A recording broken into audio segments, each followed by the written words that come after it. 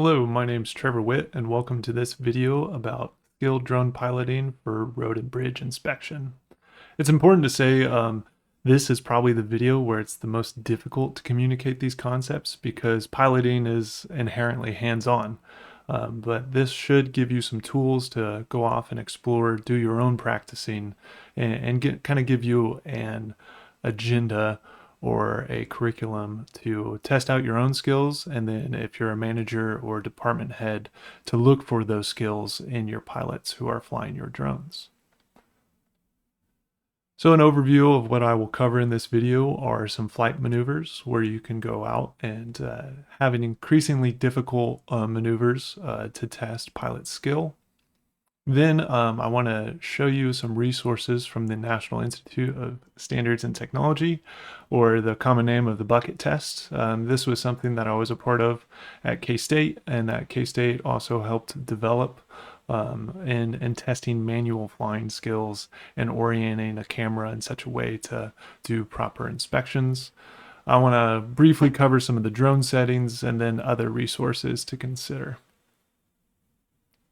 So these maneuvers are under four basic categories. We have the cross, box, circle, and figure eight.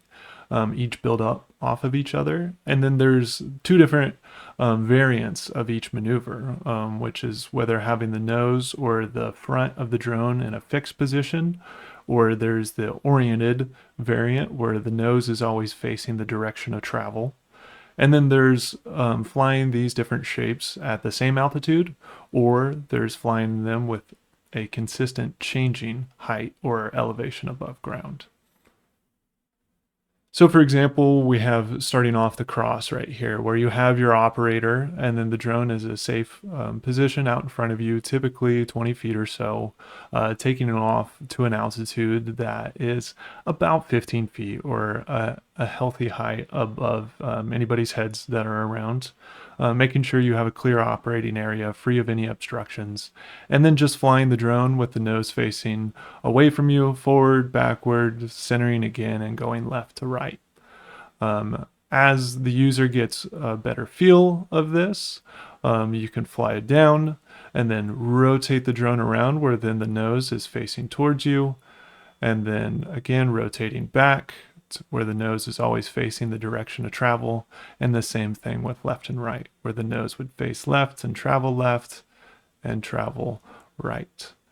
It's important to note that when the nose is facing the direction of travel, you're only pushing forward on your right stick, and you're changing your direction by rotating the drone around. And then instead, when the drone is facing away from you at all periods of flight, you're really only maneuvering using your right stick. And you can do all this at one altitude, and then you can switch it up to where when you're flying from one end of the cross to the other, you're increasing in some altitude and then going back to decrease and so on. The next most complicated, a little bit more complicated maneuver is just a box, to where you're flying the drone around in a square pattern out in front of you. Again, where you start off, where the drone is always facing away from you, you're only touching the right stick and tracing a box pattern around, going one direction and then trying again, going the other direction, and then adjusting to where the nose of the drone is always facing the direction of travel. So when you do this, you're only pushing forward on your right stick and then using your left stick to rotate your drone to the proper direction. And also with this, you can choose to climb for a period or a half of the box and then start your descent for the other half. And then an adjustment of going back to this square, you can have the hard edges to make a square, and then you can make the next step to make a circle, where instead of a hard corner, you're continually rounding that. And then that builds up to the figure eight pattern, where you are rotating around and then going into the next circle and coming back. And this is the most challenging or final really kind of checkout maneuver, because you can face the drone away from you and do this, Then it gets even more difficult when the drone is always facing the direction of travel. So you're constantly rotating there on your right stick, being careful not to change your altitude, and then rotating back in the other direction. Also, all the while trying to maintain a consistent speed by pushing forward on your right stick. And then once you've mastered that, start changing some altitude where you go on this side, you're increasing in altitude, and then coming back over and decreasing, and always meeting in the middle at that starting altitude of about 15 feet. So to increase, decrease, meet in the middle. And you can switch it up all the while. The goal of this is to show positive control over the drone so that you are coordinating both your left stick and your right stick to cause an intentional action of moving that drone around. So then the next is this NIST standard. So I'm going to exit out of this presentation. And these PDFs, you're able to search for these and find these on the internet. They're available free of charge.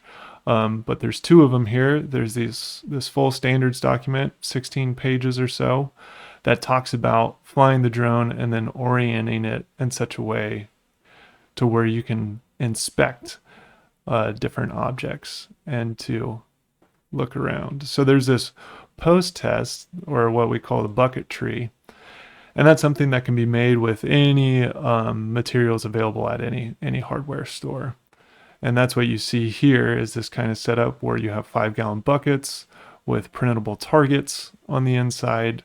All these buckets are at different orientations so that you can build this using fairly inexpensive materials and then be able to test your pilots based on their ability to positively identify the numbers and the figures within those buckets.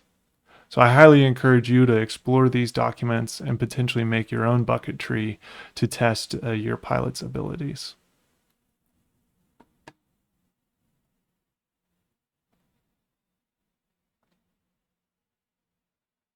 So we'll jump back over to our presentation. And it's time to talk about some of these drone settings. So again, it's important to be mindful of your equipment and the specific features related to obstacle avoidance. That's really common in most of the drones now, where they have these obstacle avoidance sensors, which the whole point is to prevent you from flying into objects. But there are different settings that can allow a tolerance for how close you are getting to an object, or turning that feature off. But you only want to do that when you are confident in your ability to avoid flying the drone into any sort of object. It's important to be mindful of your return to home altitude, as discussed in the photography video. You want to see if this feature is activated, because if you're flying below a bridge deck or through some supports where if the drone were to initiate a return to home protocol, it would increase in altitude and fly into the roof deck or the bridge deck or some sort of support. So typically you'll want to turn this feature off, or just be very mindful that that feature could get activated and to deactivate it if it were to start. Also related to that is any sort of GPS signal loss procedure. Be mindful of your drone, and if it loses signal, which could happen flying under a bridge, that the drone doesn't initiate a return to home, which again would fly into that bridge deck. And always maintain proper battery management. Always be aware of how much battery is left in your drone, and it's always a good standard practice to land with 20-25% battery left. This always ensures you have enough battery to get home. It avoids any sort of low battery return to home, and you want to increase that margin out as the battery gets older. For more skilled pilots and for newer drones and newer batteries, you may be able to push that.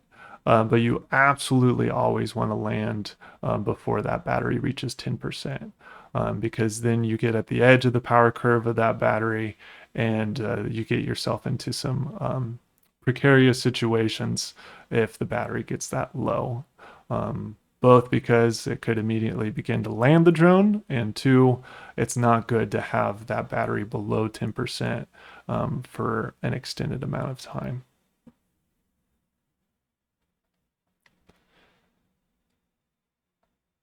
And some other resources.